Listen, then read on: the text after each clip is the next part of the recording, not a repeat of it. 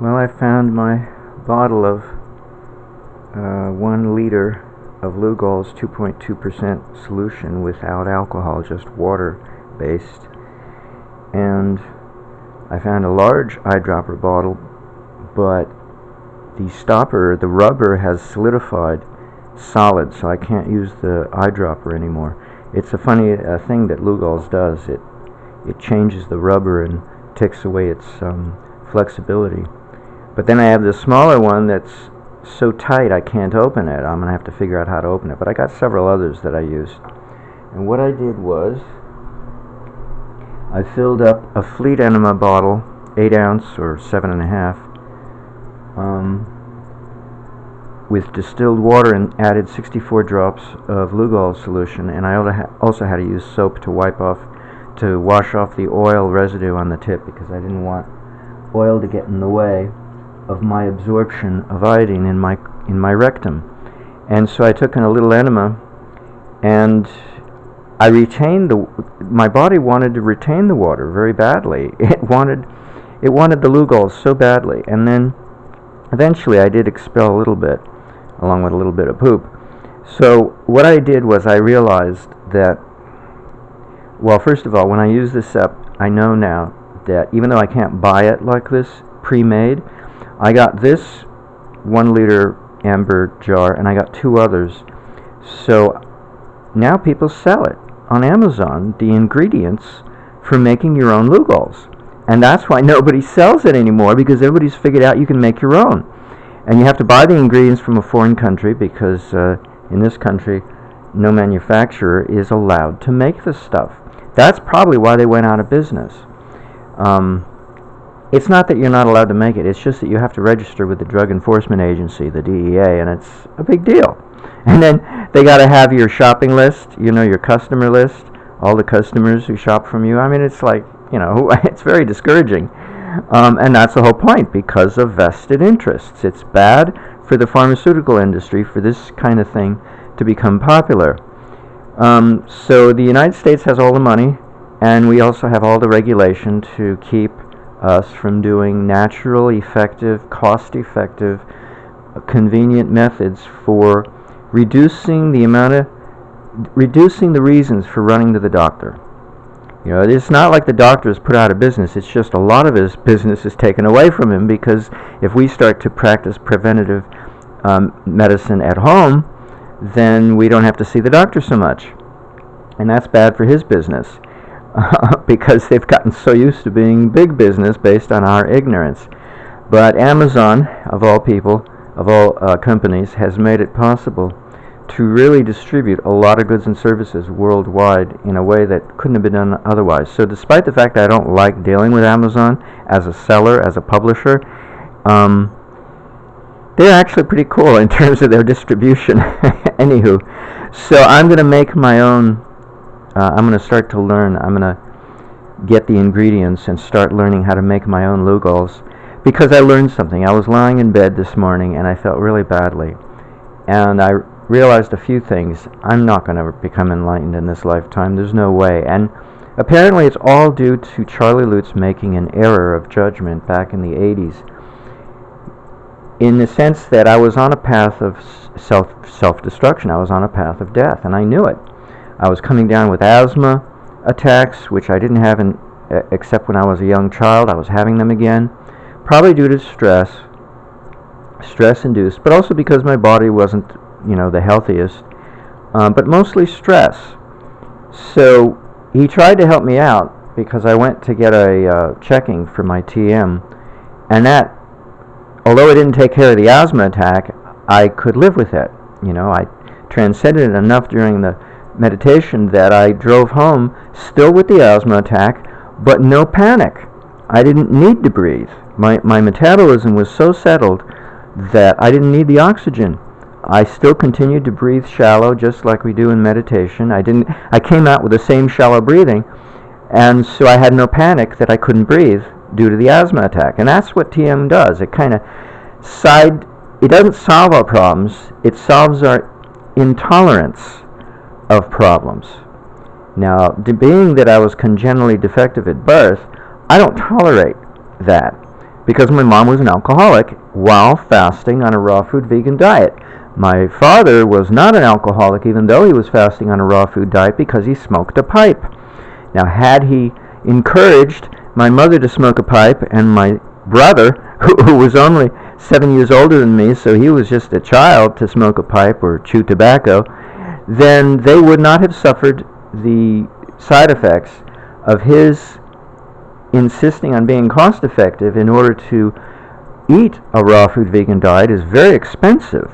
You know, he didn't make a whole lot of money. He was a draftsman. He never got to be an engineer like he wanted to be, but he ended up in a banal dead-end career choice of being a draftsman in order to support a family.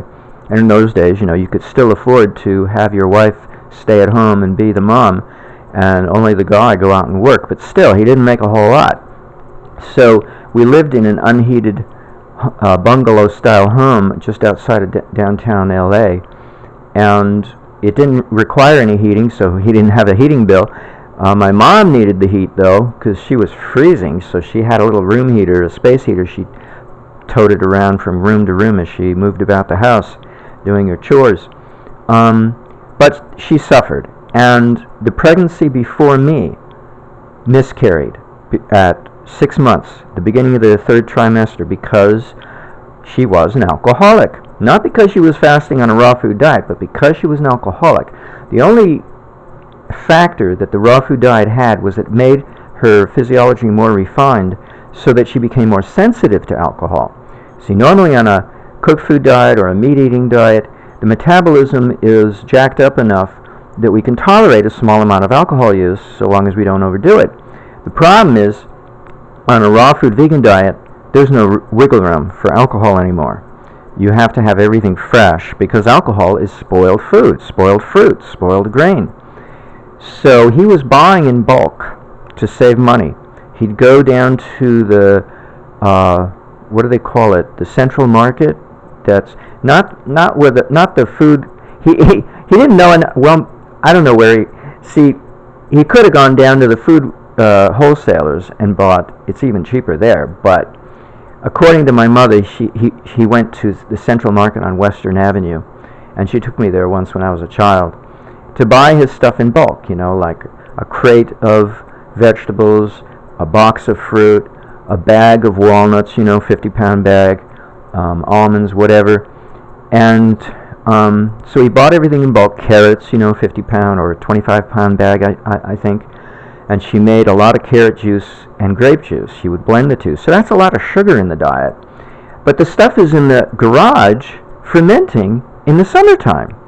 And in the winter, her immune system was so depressed that she became quite ill. Every winter, more ill than the last winter. And she miscarried the pregnancy before me. And the only reason why she gave birth to me was due to her naturopathic or chiropractic doctor, she was saying, a lady, for her her neonatal care. She was seeing a non-specialist, somebody who was not an obstetrician, because, you know, she was going to be more natural, right? But she allowed me to be circumcised, so she couldn't. She, apparently not natural enough. And the alcoholism, certainly not natural. They had been better off if, and they didn't have seaweed in their diet. They didn't have iodine, and they were minerally deficient, as well as iodine deficient, as well as fasting on this raw food vegan diet. Now, if you look at pictures of my brother, he was in bliss. But that was after we left my father, and he started eating a normal food. Then he was blissful. Because they suffered a lot. He was a head shorter than his cousin, only 3 weeks difference in age, and the correct weight for his age group, but the wrong height. So he looked chubby, and he looked like Asian because he had the slit eyes, because he was chubby. So he couldn't even open his eyes all the way. He was sick. He wasn't healthy, and he was breaking bones all the time, but only because he kept climbing trees. Well, it was a sexual thing for him to climb a tree, so, you know, what do you want for a little kid? His some release from all the frustration at home. Because he was sent home without his dinner. He was sent to bed without his dinner more often than not, because he refused to follow the diet when he left the house.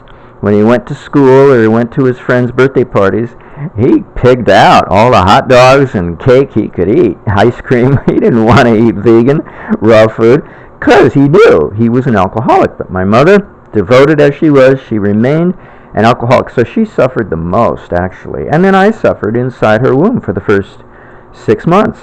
So I wasn't born entirely well developed physically. For some reason, the brain doesn't need for us to be on a meat-eating diet for it to develop during pregnancy. But you do have to be not an alcoholic. That is kind of a prerogative, because that holds back the rest of the development.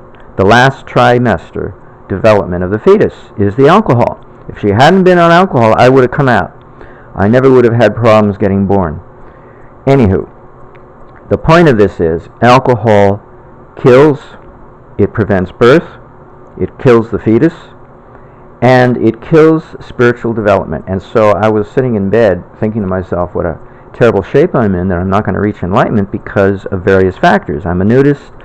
Charlie Lutz tried to help out in the late 1980s by trying to lasso me back into his small group of, friends of Charlie.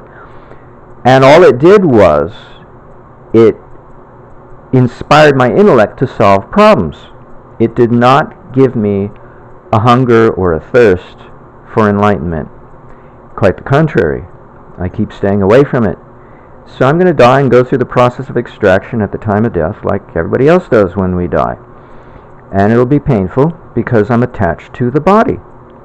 And so the extraction process will be painful. But I did one good thing. The first time I tried to improve my health, I fasted for 2 years on fruits and vegetables. More stringent than what my parents had conducted before I was born, because I had no nuts, no bananas, no avocados, no potatoes, nothing, no corn, no sweet corn, no peas, no green peas, nothing that would indicate putting on weight or trying to hold on to weight. Just salad greens, carrots and lettuce, celery, cucumbers, bell pepper, tomatoes, lemon, fruit, but no bananas and no avocados, and no nuts and no seeds. And so that kind of fasting diet, in 2 years' time, I ended up reaching GC, God consciousness, but I didn't need to do that for my meditation. I was only doing that to follow in the footsteps of my father, more idealistic than what he did.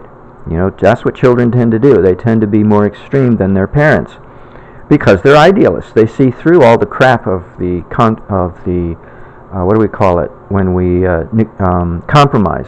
We see through all the compromise, all the sacrifice. Well, I'll take away a little here, a little there because it's too much purity, it's too much idealism. We're trying to be practical grown-ups and raise a family and make a living. No, I was a kid, and so I could afford to be an idealist and be totally pure about it and just eat fruits and vegetables and fast and encourage the fasting process. So I actually did fasts during the fruit and vegetable diet the first 6 months because I wasn't going fast enough.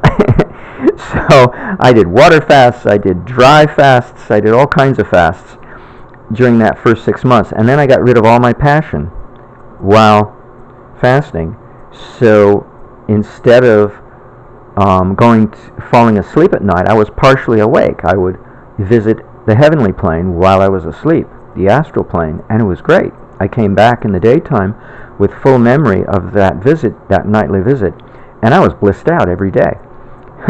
Despite the fact that school was banality, just like, I was following in the footsteps of my father. My school life was quite banal and boring because, I was born with a slightly elevated IQ. What can I say? So school was entirely boring, and my mother was sorry she didn't put me in a private school, but be that as it may, school was entirely boring, and I had no way to amuse myself. So now I amuse myself with free energy on a simulator, but I still have a rotten body that wants to degrade and deteriorate at an accelerated pace, especially due to the antifreeze poisoning that I had 15 years ago, and 40 years ago I gave myself tons of parasites while hiking around Hawaii for 6 weeks on a raw food vegan diet, but I was not sterilizing my water.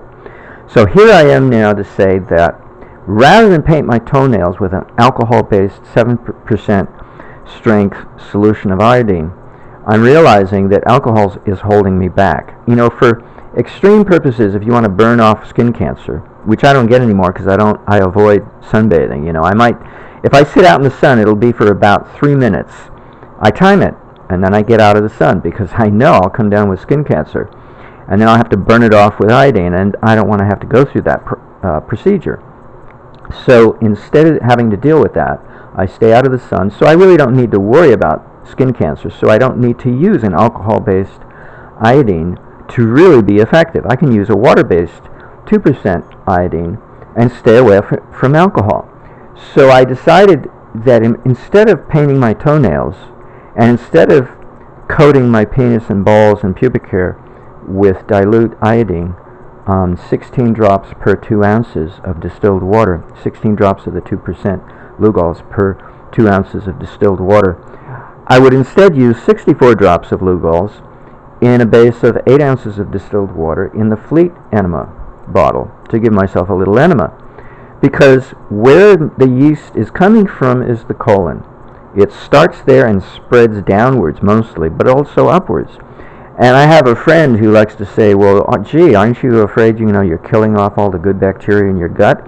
No, why should I be afraid? There's no good bacteria at all in my gut. I'm so in bad shape that all I have is bad bacteria. And it's a question of intensity of the bad. I don't have any good. The only time I have good bacteria is for about 30 seconds when I eat yogurt, and then it's dead in my stomach. All the good bacteria die.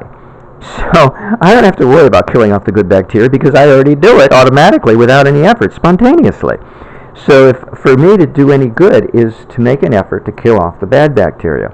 And so and instead of trying to kill off the yeast, the long threads of yeast at the effect end of their growth, namely my feet, where they end up, they start though in the colon. So I gave myself an enema, and I'm going to see if about working my way up to an enema bag volume. You know, an enema bag is about 1 3/4 liters of volume. But right now it's a Fleet enema. I'm starting small. And now I know I can make my own, so I don't have to worry about the fact that I can't buy a liter of pre-made stuff. I can make my own. I mean, I first learned about making my own several years ago when I made some videos on DMSO and iodine back in 2007, 8, 9. I'm not quite sure what the year was. That's about 10 years ago, a little over 10. But it wasn't well known, especially not on the internet, and it wasn't commercially available, all the raw ingredients as well as the formulation. People weren't into making their own iodine, their own Lugols. Well, now they are. So unlike all the other people, I'll be making my own next month when I get the ingredients to stockpile, because I am going to use this in volume now, because I'm going to be washing out my colon. Because that's where the problem lies, not my penis, not my toenails. And this way I'll be able to stay away from the alcohol and not hold back my spiritual evolution, because I don't need alcohol in my life. I do need iodine, though, and it's really weird because iodine raises the consciousness of the cells, but alcohol pulls them back. It holds back the development of the consciousness, because the cells need to evolve too, you know, not just our consciousness. And when you're born weak like me, it's a concern to raise the consciousness of the cells of the body at the cellular level, which is the subconscious area of the physiology, as opposed to the brain, which is the conscious area. But the subconscious is holding me back, especially the colon, so why not clean it out? I'm doing everything else I can do. So I just took the evolution of this use of iodine to the next level and decided I gotta stop focusing on my penis and toenails and start focusing on my rectum and clean that out and purify that. And I'm looking forward to at least some improvement. The other problem I have, I'm a nudist and I don't mix well with people, I guess, because our culture is so into being still into reputation and appearance, and not at all concerned about, well, yeah, but clothes are an impediment to a natural life, so what are we doing wearing clothes? 400 years from now, nudity will be seen for what it is, along with the other things that I do, free energy, but not now. Not in this lifetime. I'm not going to have satisfaction, even though I would like to have satisfaction. It would be the death of me to have satisfaction, because I would inspire more anger than anything else within, demographically speaking, within the population, if I was successful at promoting all the different things and ideas that I get into researching, because most people have a repulsion against the kinds of things that I'm interested in, and they have an aversion, let alone a repulsion, against the very things that give me joy. So what can you do? I stick out like a sore thumb, and I don't fit in. So I can't really push this idea of socialization. As much as my stepfather hated me for being antisocial and blamed one thing or another, I don't like eating meat. Well, my father didn't like eating meat either, so what the hell is my stepfather complaining about? I mean, it's like, give it a rest, right? And so when he claimed to my brother that I would never amount to much, I can see why he was saying that, because I don't fit in. He wasn't lying. My brother didn't like the statement and left the house and didn't come back, but, what the hell? It's the truth. And it's not my fault. I don't like faking it to fit in. I can't. I just can't do it.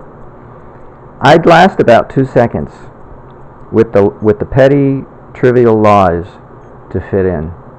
I just couldn't last. So I'll die.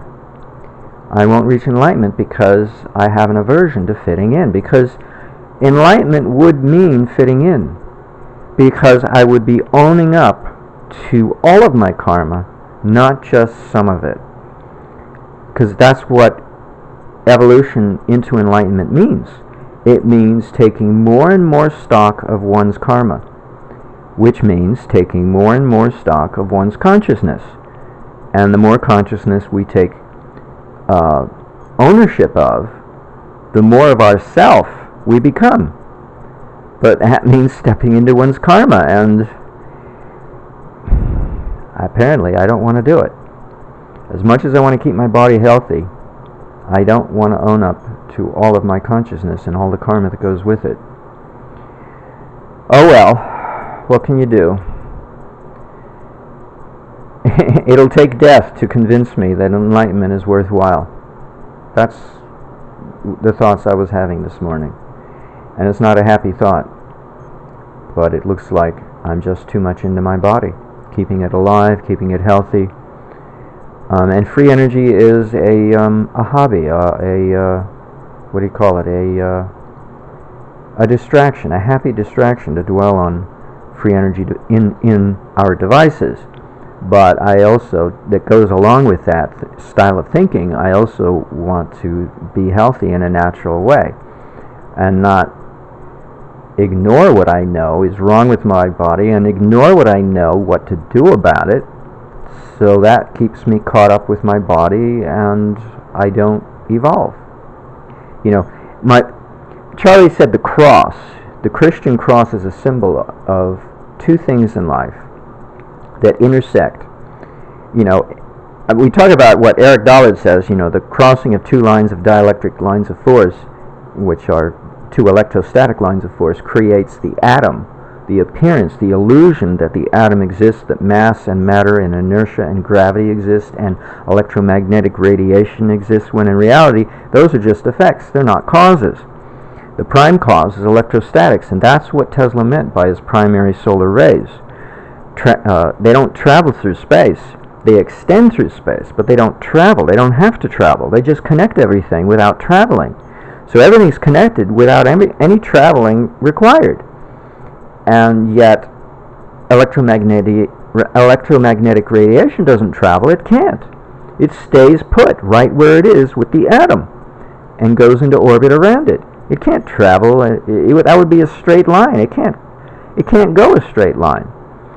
So what we think we see as the movement of electromagnetic radiation is the combination of the electrostatic voltage gradient of the universe, making changes throughout the fabric of the universe, and the repercussion of those changes to the topographic voltage gradient map of the universe constitutes a delayed reaction of the changes of the electromagnetic field surrounding every atom. And that's the only time we appreciate changes throughout the universe, is when changes occur to the electromagnetic toroidal or donut-shaped orbital pattern of electromagnetic radiation in orbit around the intersection between two crisscrossing dielectric or electrostatic lines of force.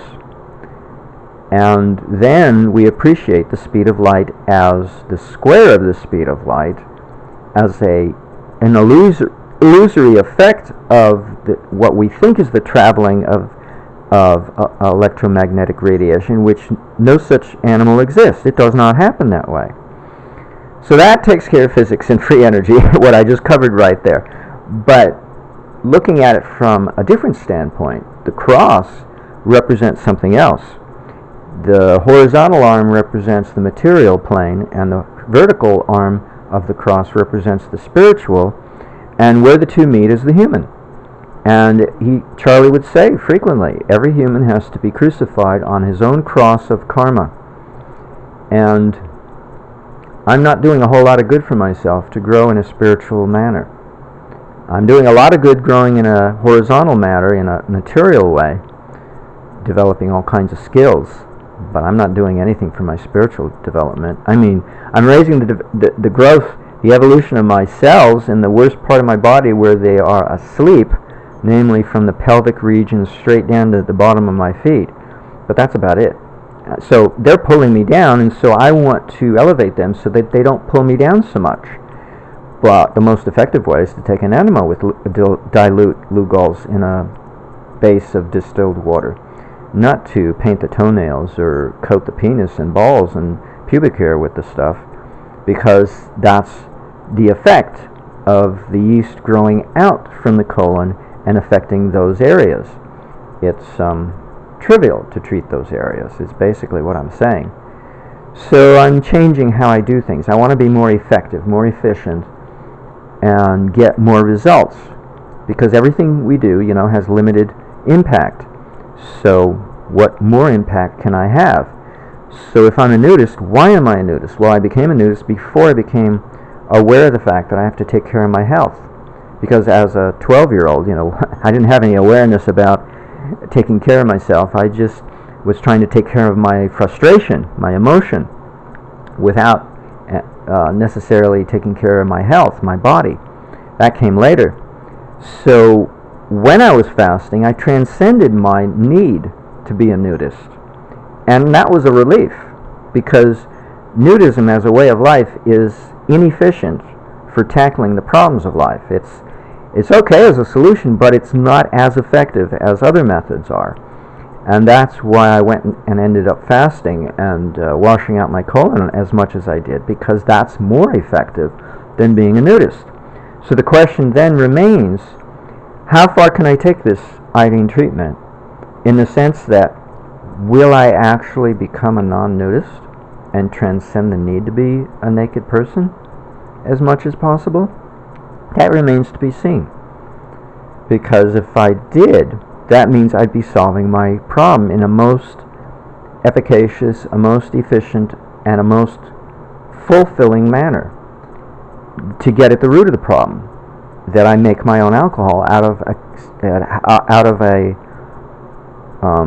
candida condition inside my own physiology. That's the real problem.